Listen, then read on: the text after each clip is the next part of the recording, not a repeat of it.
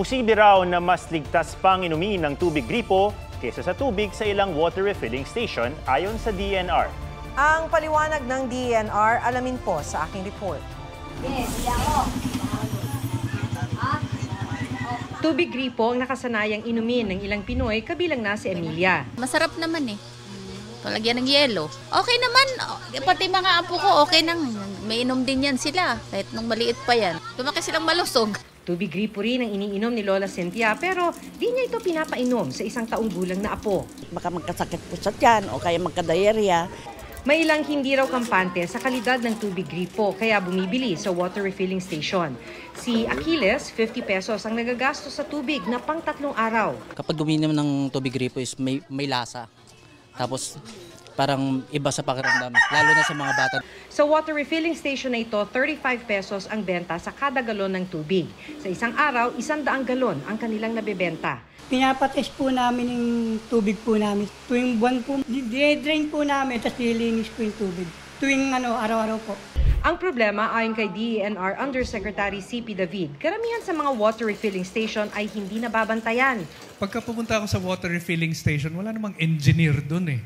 May boy doon na naglilinis ng container at pinupunuan yung container. Hindi rin niya alam kung yung reverse osmosis equipment ay gumagana pa. Mag-experiment tayo one time. Okay, bumili kayo ng 2. Let that one container sit for about 2 weeks. And then inumin ninyo. And see the deterioration in the quality of water. Because in many cases, the water refilling stations that we have are left unregulated at this point in time. So hindi rin ganong kalinis. Baka mas malinis pa yung galing sa tap water. Ang tiyak, ligtas daw inumin ang tubig na sinusupply ng Maynilad at Manila Water kahit pa dumaan ito sa mga tubo.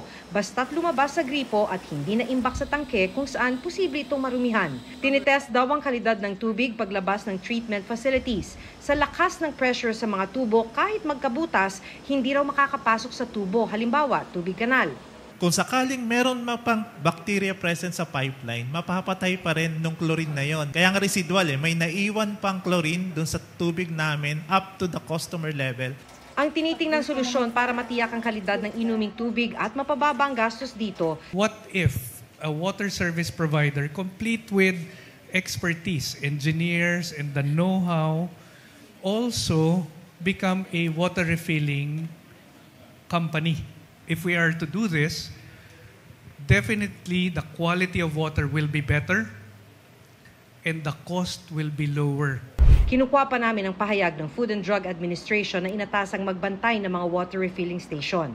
Sa administrative order ng DOH, dapat regular ang testing sa kalidad at dapat pasado sa Philippine National Standards for Drinking Water ang mga sinusupply na tubig kabilang na ang binibenta sa water refilling stations. Huwag magpahuli sa mga balitang dapat ninyong malaman. Mag-subscribe sa GMA Integrated News sa YouTube. Sa mga kapuso abroad, subaybayan nyo kami sa GMA Pinoy TV at sa www.gmanews.tv.